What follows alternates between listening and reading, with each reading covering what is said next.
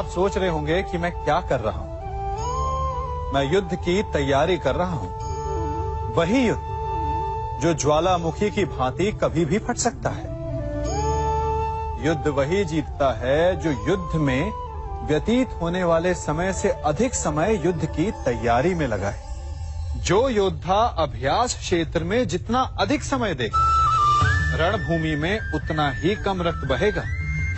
एक सामान्य लौह और तीखी तलवार में अंतर यही है कि एक तीखी तलवार को कड़ी अग्नि परीक्षा से होकर जाना पड़ता है। लौहकार की मार खानी पड़ती है।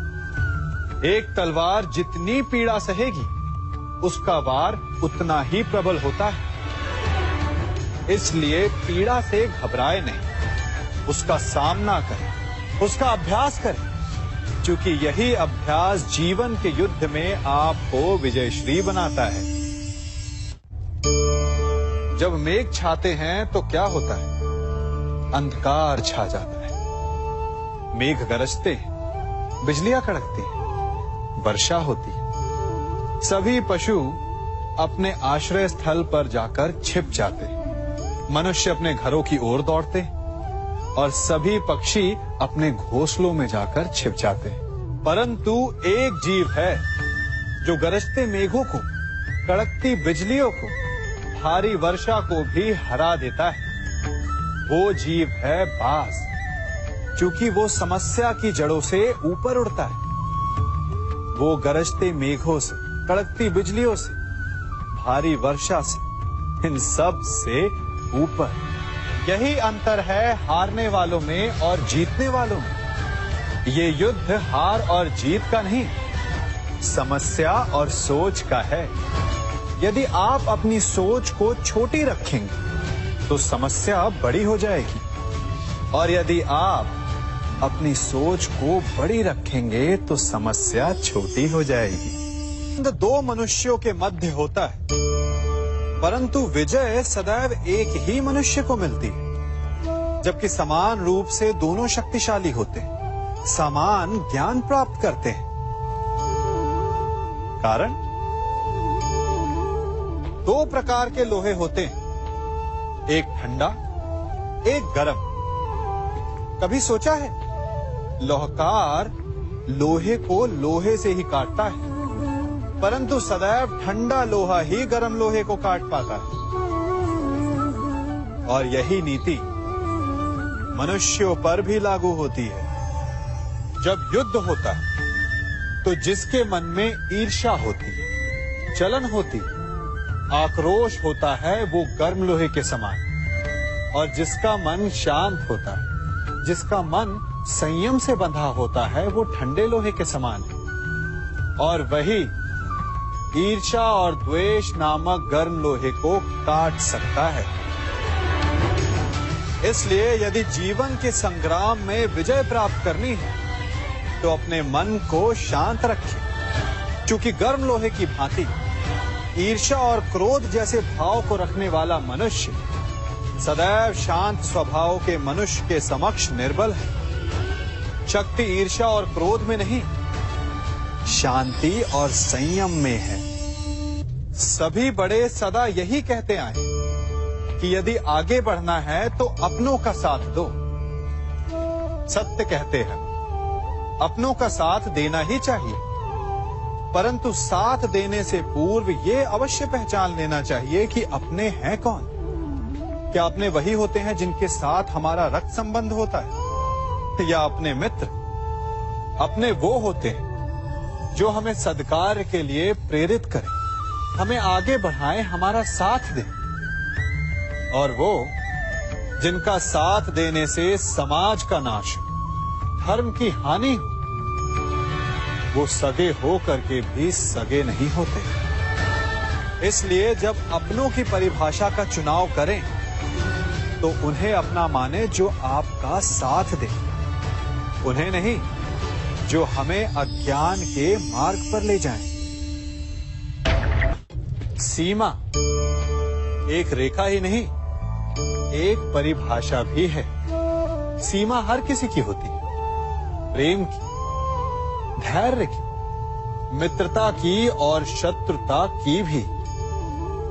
और जो सदैव सीमा में बंधे रहते हैं वो सामान्य मनुष्य बनकर रह जाते हैं, परंतु जो समय आने पर सीमा तोड़ देते हैं वही भविष्य बनाते हैं, क्योंकि सीमा केवल आपको मर्यादा में नहीं रखती, आपको बांधती भी है।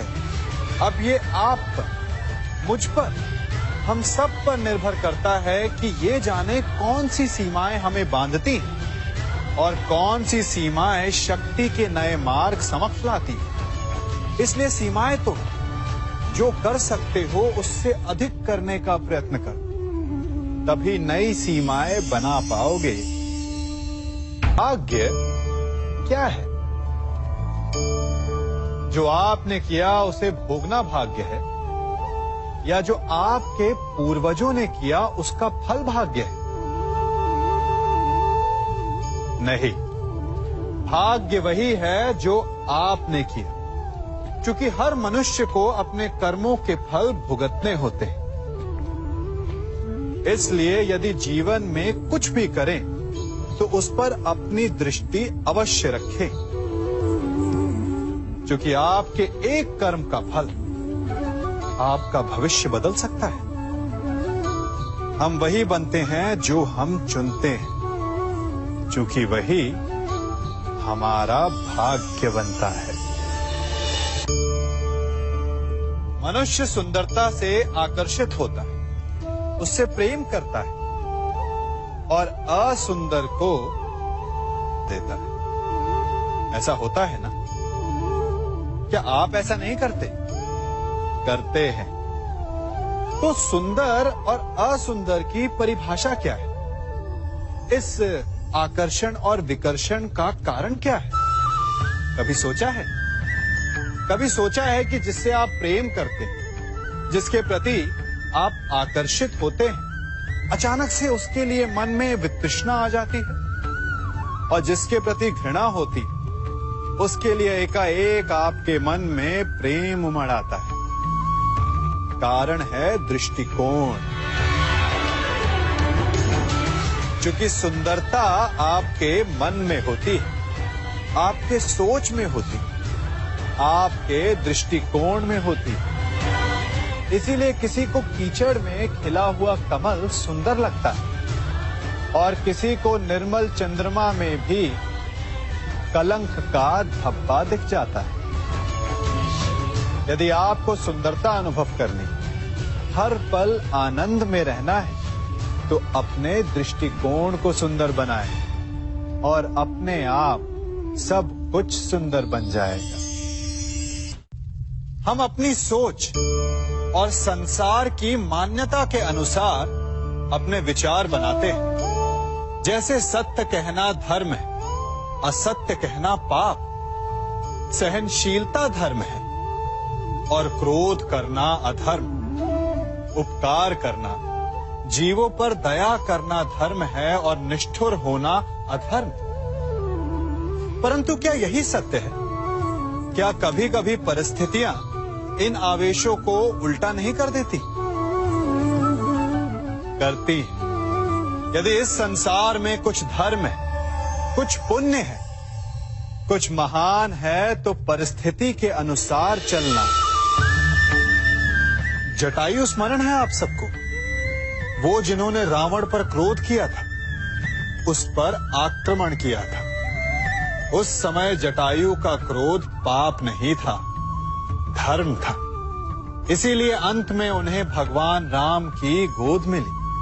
और कुछ ऐसे भी होते हैं जो धर्म को सहनशीलता समझकर हर अन्याय को सहते हैं और अंत में वो बाणों की शैया पाते हैं। यदि कोई पशु या व्यक्ति अकारण आक्रमण करके किसी निर्दोष के प्राण लेने की चेष्टा करे, तो उसके रक्षा हेतु उसका वध कर देना पाप नहीं, समय की मांग है।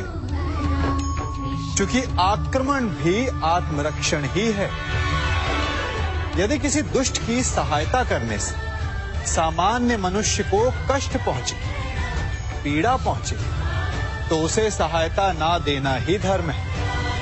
अकारण क्रोध अस्वीकार्य है, परंतु यदि क्रोध से कुछ शुभ हो, पाप बाहुभीत हो, तो क्रोध और दंड भी धर्म ही है। संसार का सबसे बड़ा पाप क्या है? असत्य बोलना, हत्या कर देना, चोरी करना या किसी का अपमान करना। संसार का सबसे बड़ा पाप है किसी निर्बल को सताना, और संसार का सबसे बड़ा दंड भी उस निर्बल के मुख से निकली हाय है। आप देख रहे हैं मैं क्या कर रहा हूं?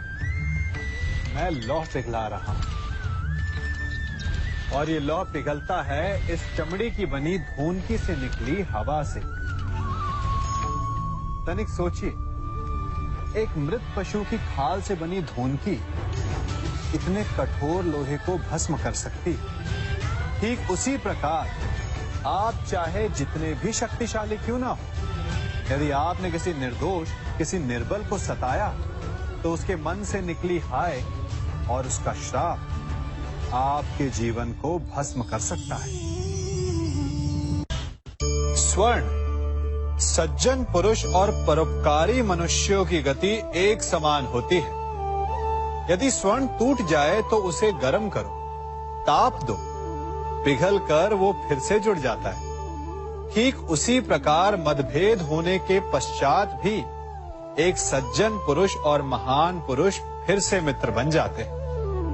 परंतु दुर्जन दुष्ट माटी से बने लोग उस पके हुए मटके के समान होते हैं कि जिनमें यदि एक बार दरार आ जाए तो वो स्वयं ही स्वयं का सर्वनाश कर लेते हैं।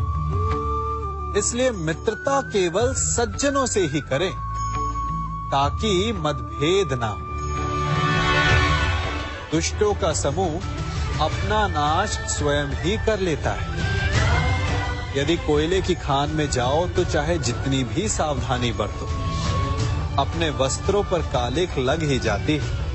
इसलिए दुष्ट मित्रों से सावधान। सज्जन शत्रु प्रत्येक परिस्थिति में श्रेष्ठ है।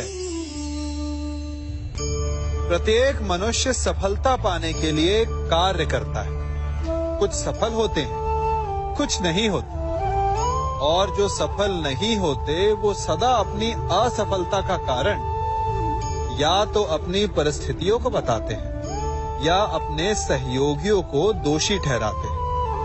परंतु क्या वास्तविकता में ऐसा ही होता है? क्या कोई परिस्थिति या कोई व्यक्ति किसी की असफलता का कारण बन सकते हैं? उत्तर हां भी है और ना भी। कैसे? आप इस तितली को देख रहे हैं? आपने एक मक्खी को भी देखा होगा। प्रकृति ने दोनों को समान गुण दिए हैं रस पान करने का। एक तितली फूलों पर जाकर उसका रस लेती और इस अवस्था में नए फूल खिलने की व्यवस्था भी करती है। और मक्खी घाव पर बैठती है, घाव को सड़ाती है और रोग भी फैलाती है। यदि इसमें किसी बात का अंतर है तो केवल सोच का। यदि आप उचित मार्ग चुनेंगे तो आपको सफलता मिलेगी, आप में उत्साह बढ़ेगा, और यदि आप अनुचित मार्ग चुनेंगे तो आपको असफलता मिलेगी, निराशा मिलेगी। अब उचित मार्ग चुनना है या अनुचित मार्ग, ये निर्णय तो आप पर निर्भर करता है।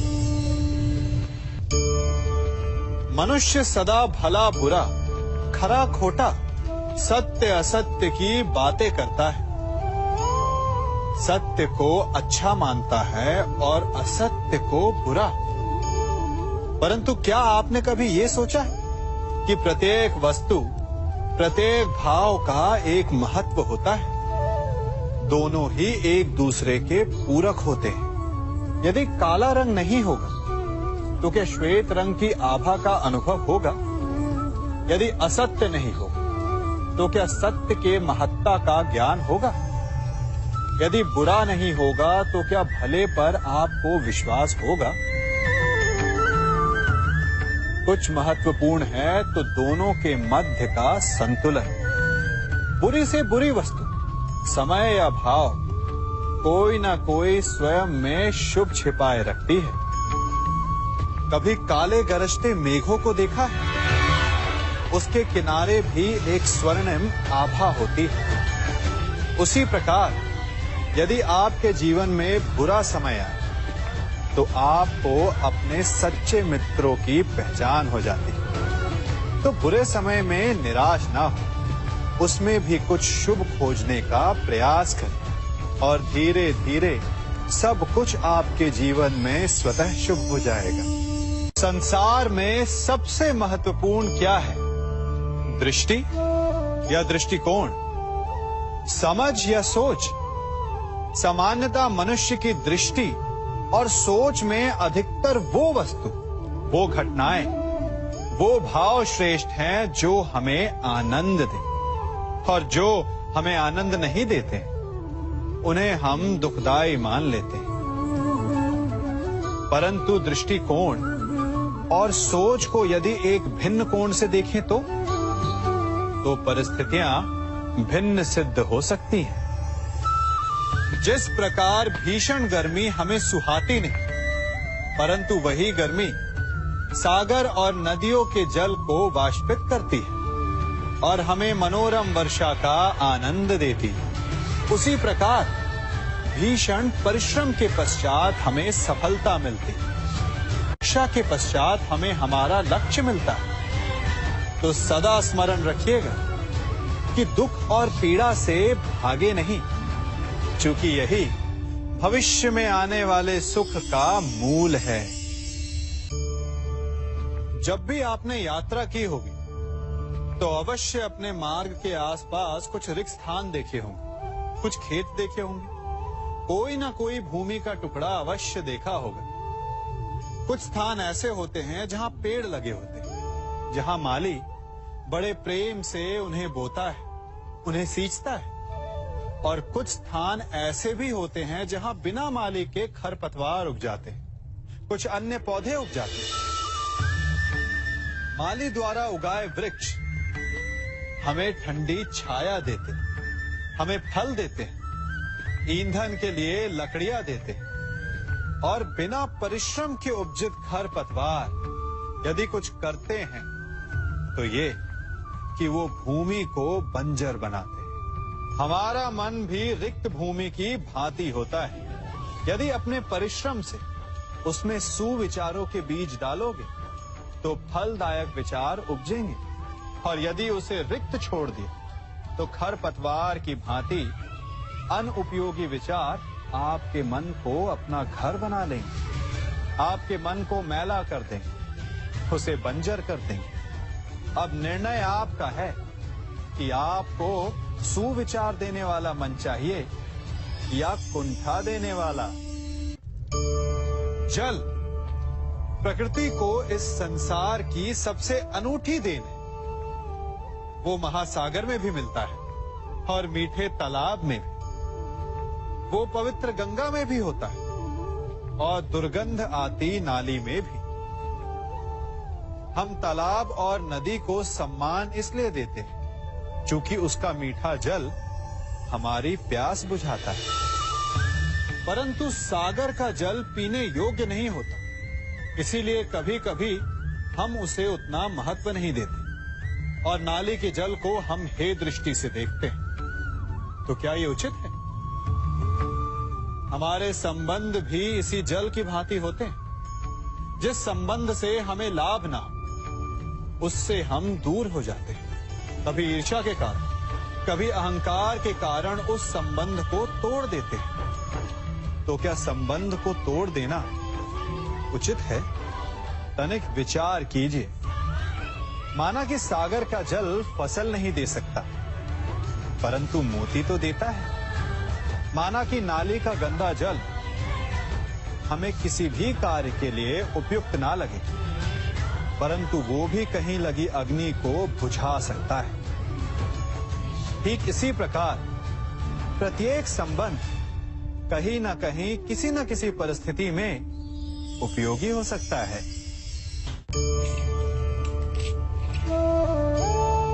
बड़ी विकट समस्या है।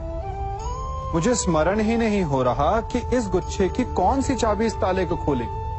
बड़ी देर से प्रयास कर रहा हूं, परंतु ये ताला खुल ही नहीं रहा।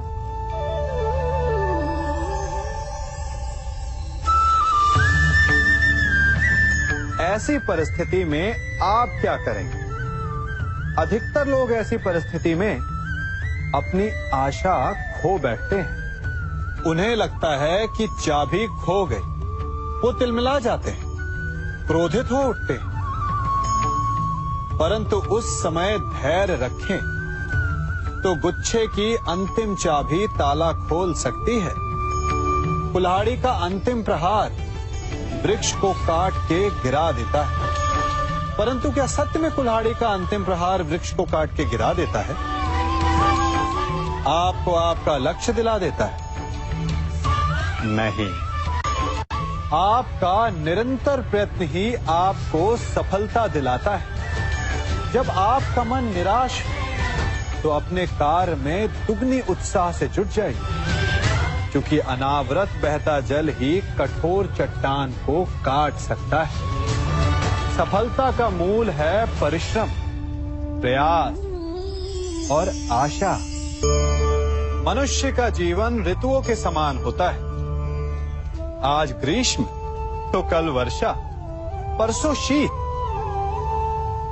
तनिक संकट आया तो हम संयम खो बैठते हैं। तनिक ऋतु बदली तो हम अधीर हो जाते हैं। अपने आक्रोश में, अपने क्रोध में हम उनसे ही संबंध बिगाड़ लेते हैं जो हमारे अपने होते हैं। क्यों ऐसा होता है ना? हमें लगता है कि हमारे अपने हैं, फिर से मना लेंगे। परंतु स्मरण रखिए, सदा ऐसा करना संभव नहीं होता। सागर की उछलती लहरों को तट सहता है, और यदि तट ही टूट जाए तो बाढ़ आ जाती। हमारे संबंध भी दूध की भांति होते हैं। दूध तपकर उबल सकता है, परंतु यदि उसमें खटास आ जाए तो वो फट भी जाते हैं। और फटे दूध को चाहे जितना मत लो, उसमें से माखन नहीं निकलेगा। इसीलिए अपने संबंधों को संभल कर निभाना चाहिए। मनुष्य की सबसे बड़ी दुर्बलता क्या होती है? सोचिए। धन, प्रेम, अहंकार। मनुष्य की सबसे बड़ी दुर्बलता होती है उसके रहस्य। चाहे आप कितने भी शक्तिशाली क्यों ना हो, कितने भी प्रबल क्यों ना हो, परंतु उसके रहस्य उसके नाश की चाबी होती है। इसलिए यदि प्रबल रहना है, शक्तिशाली रहना है, समर्थ रहना है, तो अपने रहस्य को किसी को भी ना बताएं, ना मित्र को और ना ही शत्रु को, क्योंकि समय पड़ने पर कब कौन शत्रु हो जाए ऐसा कहना संभव नहीं। विभीषण को रावण के अमृत कुंड का ज्ञात था, इसीलिए प्रभु श्री राम रावण का वध करने में सफल हो सके। इसलिए उचित यही है कि आप अपने रहस्य को स्वयं तक ही सीमित रखें। मनुष्य का मन बड़ा विचित्र होता है। कल्पना में ही विकास करता है, संपन्न भविष्य का स्वप्न देखता है, और कल्पना में ही जो नहीं हुआ उससे भय खाता है। और यही भय मनुष्य का सबसे बड़ा शत्रु है। हमारे भविष्य के मार्ग में, हमारे आनंद के मार्ग में सबसे बड़ी बाधा है। अब आप लोग मुझसे पूछेंगे कि इसका तोड़ क्या है, भय से मुक्ति कैसे पाई जाए? तो ये प्रश्न आप स्वयं से पूछिए। तनिक सोचिए, जब आप एक सुंदर भविष्य की कामना करते हैं तो उसे पाने के लिए आप परिश्रम करते हैं ना? ठीक उसी प्रकार भय से मुक्ति पाने के लिए आप उससे लड़ जाएं। और उसका निवारण आपको स्वतः ही मिल जाएगा। इसलिए जब भी भय आपको सताए तो उससे भागे नहीं, उससे घबराए नहीं, क्योंकि भय का काम ही होता है आपको भयभीत करना। इसलिए जब भी भय आप पर आक्रमण करे तो आप भी उस पर पहले ही आक्रमण कर दें। हम सब मित्रों के साथ रहना चाहते हैं, शत्रुओं से दूर रहना चाहते हैं। क्यों? क्योंकि हमें जीवन में आनंद पाना है, जीवन में आगे बढ़ना है, स्वयं को संपन्न देखना है। और यदि किसी से भी आप पूछेंगे कि जीवन में सफलता पाने के लिए सबसे अधिक आवश्यकता किसकी होती है, तो हर एक आपको लगभग एक ही उत्तर देगा। सफलता प्राप्त करने के लिए आपको सच्चे मित्रों की आवश्यकता होती है। परंतु यदि आपको और अधिक सफल होना है तो आपको केवल मित्रों की नहीं, शत्रु की अधिक आवश्यकता है। अब आप कहेंगे, ये मैंने कैसी बात कर दी? तनिक स्वयं सोचिए। जब भी संकट आता है तो मित्र क्या करते हैं? आपकी सहायता करने के लिए आपके साथ खड़े हो जाते हैं, और संकट के समय में शत्रु और बड़ा संकट बनकर हमारे समक्ष खड़े हो जाते हैं। मित्र हमें सहायता देते हैं, अपनी शक्ति देते हैं, परंतु शत्रु आपके भीतर छिपी शक्ति को बाहर लाता है, आपको और अधिक बलवान बनाता है। संगति या साथ, मित्र और साथी मनुष्य के व्यक्तित्व के लिए सबसे महत्वपूर्ण होते हैं। अब आप कहेंगे, ये कैसे? मनुष्य अवश्य अपने व्यक्तित्व के लिए उत्तरदायी होता है, परंतु मनुष्य संगति में ना चाहते हुए भी उसका व्यक्तित्व संगत की भांति हो जाता है। इन पात्रों को देख रहे हैं? मध्य में जल रखा है, इसमें दूध है और इसमें मलिन कीचड़ रखा है। यदि मैं इस जल को इस दूध में मिलाता हूं तो ये जल दूध बन जाता है, और यदि इसी जल को इस मलिन कीचड़ में मिलाता हूं तो क्या हुआ? ये जल कीचड़ बन गया। ऐसी कोई युक्ति नहीं कि जल बिना घुले मिले दूध या कीचड़ में अपना अस्तित्व बनाए रखे या उनसे अलग रहे। और ठीक ऐसा ही मनुष्य के जीवन में भी होता है। यदि एक गुणहीन व्यक्ति गुणवानों की संगत में बैठे तो उसे भी गुणवान समझा जाता है, सम्मान का पात्र समझा जाता है। और यदि एक गुणवान व्यक्ति गुणहीनों की संगत में बैठे तो उसे भी तिरस्कार मिलता है। इसलिए अपने जीवन में सदैव संगति सोच समझकर सावधानी से चुनिएगा। कभी खेत में किसी किसान को खेती करते देखा है? वो उसे सींचता है, उसे जोतता है, पशु पक्षियों से खेत की फसल की रक्षा करता है, परंतु एक बात का वो सबसे विशेष ध्यान रखता है कि कहीं खेत में खरपतवार ना उग जाए, क्योंकि एक खरपतवार खेत की सारी फसल को नष्ट कर सकती है। ठीक उसी प्रकार यदि वंश की कोई संतान खोटी निकल जाती है तो वो समूचे वंश का सर्वनाश कर देती है। इसीलिए संतान के लालन पालन में विशेष ध्यान देना आवश्यक होता है, क्योंकि संतान वो फसल होती है जो वंश के आने वाले समय को महान बना सकती है या फिर वंश का पतन भी कर सकती है। मनुष्य भी बड़ा विचित्र प्राणी है। अपनों से नीचे के स्तर के लोगों को वो हे दृष्टि से देखता है, उनका उपहास उड़ाता है, उनसे बार बार कहता है कि तुम्हारा कुछ नहीं हो सकता, तुम भविष्य में कुछ नहीं कर पाओगे। जब मनुष्य के पास धन, संपत्ति, मान होता है तो वो दूसरों का आदर नहीं करता, परंतु वो एक बात भूल जाता है कि उससे भी अधिक शक्तिशाली कोई अस्तित्व में है, और वो है समय। काल। काल अपना चक्र कब बदलेगा ये कोई नहीं जानता। समय अपनी करवट कब लेगा ये कोई नहीं जानता। कोयला भी समय के साथ साथ हीरे में परिवर्तित हो जाता है। इसलिए जीवन में कभी भी किसी का भी उपहास नहीं उड़ाना चाहिए। देख रहे हैं इसे? ये रेत है।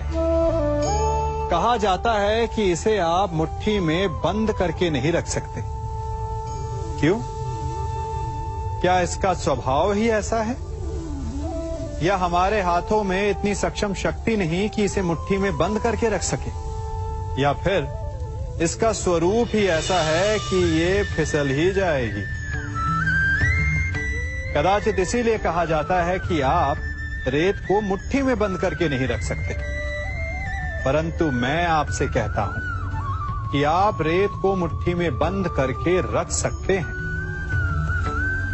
कैसे? इसका उत्तर है, यदि आपके हाथों में पसीना हो तो आप रेत को अपनी मुट्ठी में जकड़ सकते हो।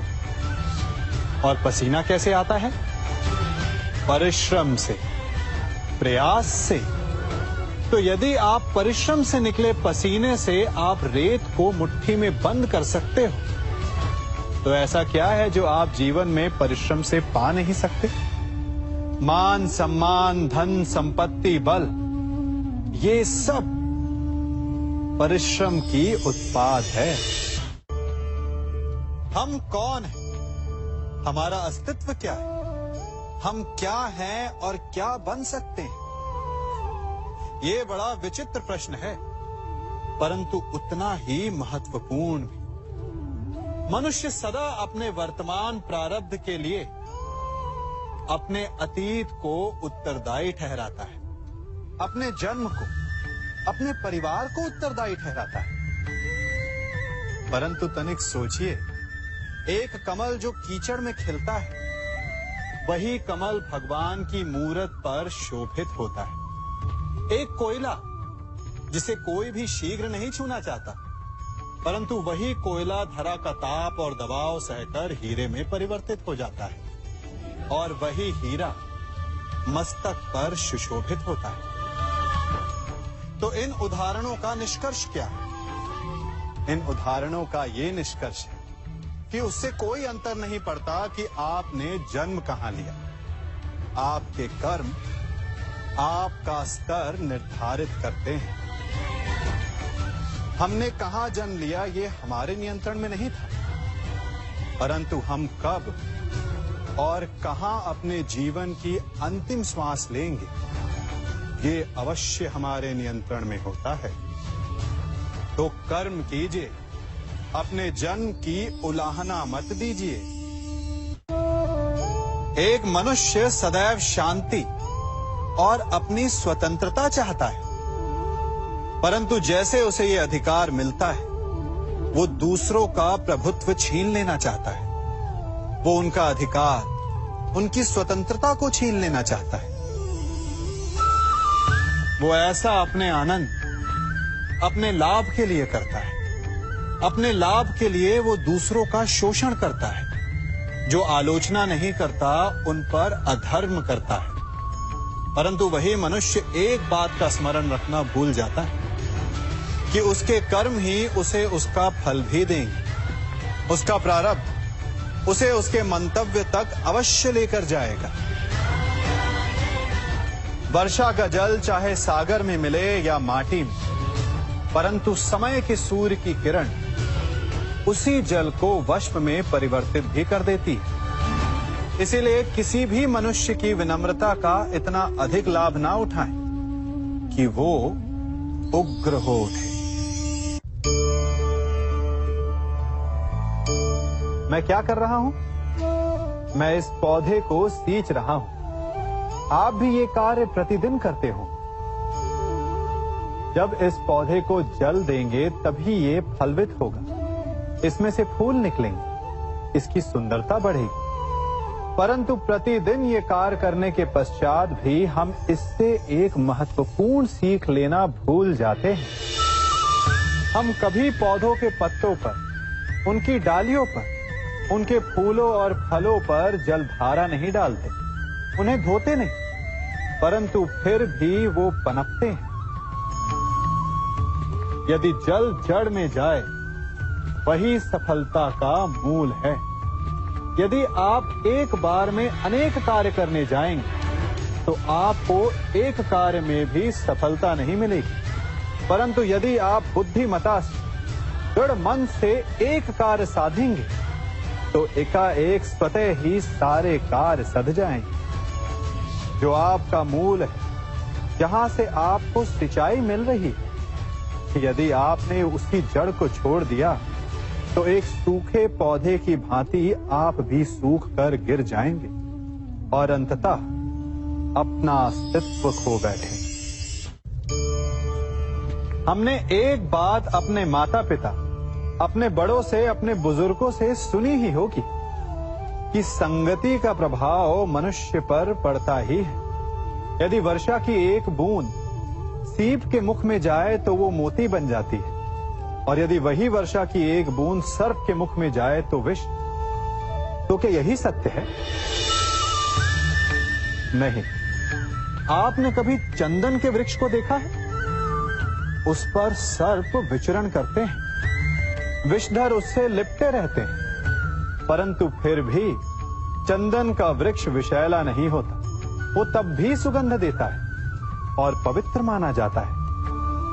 तो इसका रहस्य क्या है कि वर्षा की बूंद पर संगति का प्रभाव पड़ता है और चंदन के वृक्ष पर नहीं? इसका रहस्य है आत्मबल। वर्षा की बूंद वातावरण के अनुसार स्वयं को बदल लेती है, इसीलिए उसकी संगति ही उसका प्रारब्ध बन जाती है। परंतु चंदन का वृक्ष अपना व्यक्तित्व, अपना गुण नहीं खोता। इसीलिए यदि आप में आत्मबल हो, आपका मन दृढ़ हो, तो बुरी से बुरी कुसंगति भी आपका कुछ नहीं बिगाड़ सकती। सिंह को जंगल का राजा कहते हैं। सभी पशु पक्षी उसका बल मानते हैं, उससे भयभीत रहते हैं। परंतु सिंह को भी अपने भोजन के लिए आखेट करना पड़ता है, घात लगानी पड़ती है, बड़ी दूर तक उसे अपने शिकार का पीछा करना पड़ता है, और तब जाकर उसे भोजन मिलता है। और कई बार उसके ये कठिन प्रयास भी असफल होते हैं।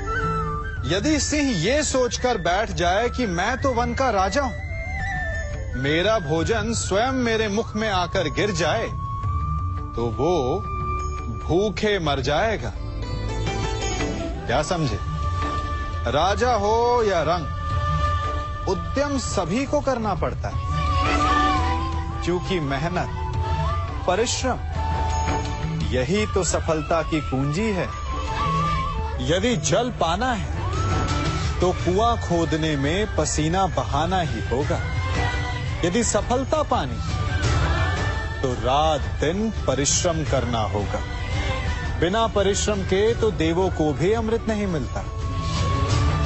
इसलिए परिश्रम कीजिए, आज नहीं तो कल सफलता अवश्य मिलेगी।